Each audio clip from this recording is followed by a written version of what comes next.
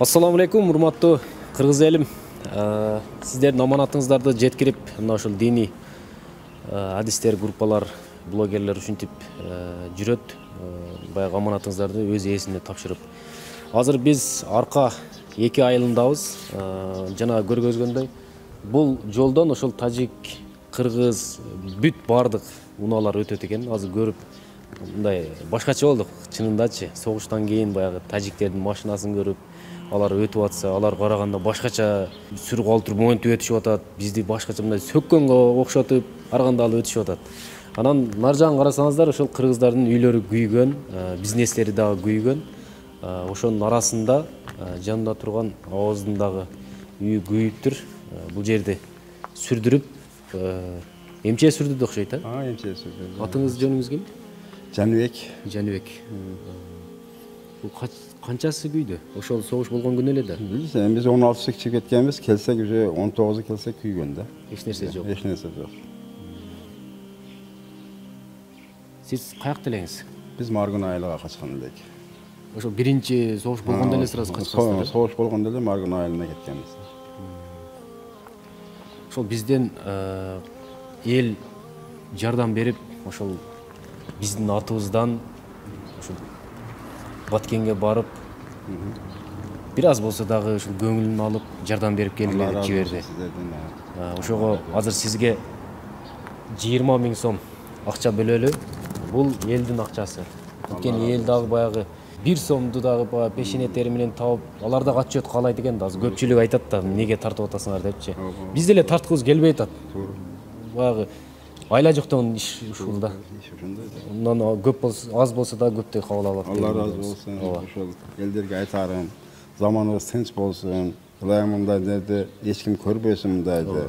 Биз ошол качканда менде 6 балам бар болчу. 6 балаңыз бар? 6 балам. Эң кичиги 3 жашардан эми ашкан.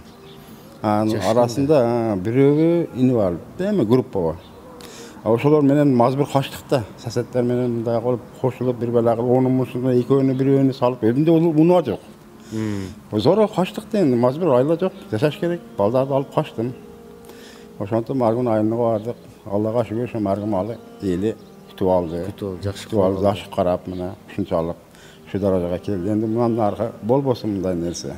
Эң көргөнүбүз ушул жамандыгы ушул болсун дейм да. Буюрса. Азыр үй бүлөңүз каякта? Үй бүлөмдө азыр тоодо алып келдим, соседимдин үйүгө келдик.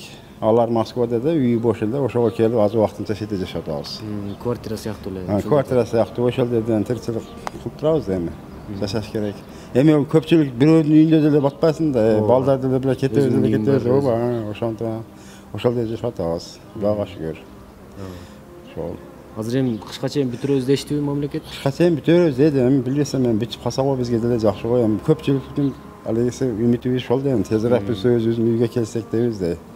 Балдар деле ошону каалайт, ошентип турабыз эми. Булар пешенеде бар экен да. Булар менде Алланын сыноого. Бир жамандыктын аркасынан жакшылык келет дейт. Кудай кааласа келип калар. Буюрса.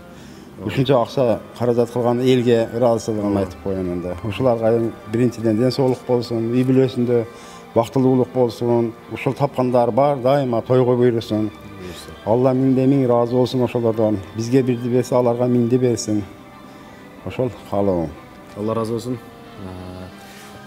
Анда бизге уруксат бериңиз, биз дагы башкаларга жеткирели. Азыр сиздерге мына ушул жерден эле көргөзүп коелу, чыгып.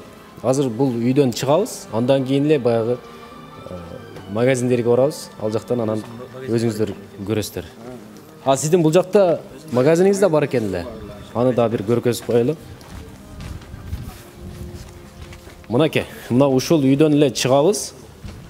Чыкканда бул тарапта ошол карапайым элдин тиричилиги өткөн мына ушундай чакан бизнестери бар болчу экен. Булардын бүт баарын тоногонун тоноп, ичин күйгүзгөнүн күйгүзүп, мына ушинтип кетиштир. Ал эми бул жакты караңыздар. Бул жакты көрсөңүздөр, чынында коркосуздар. Баягы биз жалаң гана кинодо көрүп жүрөт элек го. 13 район депчи, кинолордо. Ошол мына ушул жер экен. Бул согуштун күчү, согуштун баягы сүрү ушунчалык айбаттуу болот экен. Биз баягы тыныч жашап, баягы шаарда жүргөн адамдар келип бул жерде чындыгында коркот. Мисалы мынау жол, арка айылынын жолу, мына ушул жерден эле азыр карасаңыздар бүт баары кыргыздардыкы, тажиктердики. Унаалар. Азыр мына бул кыргыздык экен. Кыргыздын унаалары. Азыр да машина келет экен унаалар. Мына бул каяктык экен. А мына уже 1484 деп бул Тажикстандыкы. Азыр бул жакта портер келип атат мисалы. Бул дагы каяктык экен азыр мына сиздердин көзүңүздөрчө көрөбүз. Мына ушул жолу кыргыз аларга жол берип, өзлөрүнүн шаарына кире турган бир жол. Кыргыз ушунчалык берешен калк келеткен да, карасаңыздар. Мына бул дагы тажик экен. Бүт баары тажик. Мына бул жакты караңыздар. Мына кап-кара, бул мунун өзүнчө бир эмеси бар да мындай. Сүрү бар. Муну азыр мен сиздерге тил менен айтып жеткире албайм. Анан эң кызыгы азыр бул жактан уна өтүп кетсе өтөйлү. Мол күйгүзгөн дагы артында башка бир нерселерди жазып калтырган. Мисалы, жүрүңүздөр азыр. Мына ушулда бир карапайым элдин бизнеси болчу. Үй бүлөсүн мына ушу менен бакчу да. Мына бул жакта эч нерсе калган эмес. Бул жакта намазкана экен. Ал жакта күйгөн намазкана. Бирок ошо ичине кирген эмес. Астын карасаңыздар, күйүп бүткөн. Мына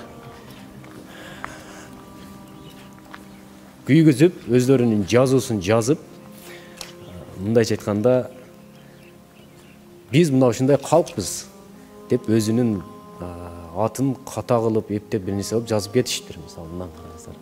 Тозакистон, Тозика Язванна тон деп мына. Эмне кылабыз? Баарын Аллага тапшырдык. Аллах билүүчү, адилеттүү зат. Биздин эмне ой максатта сүйлөгөнүбүз, кандай ачуунун негизиндеби же бул кандай, бүт баарын Алла көрүп турат. Аллах өзү ошо кыскасы Аллага тапшырдык муну. Башка эч нерсе кыла албайбыз. Биздин колубуздан эч нерсе келбейт.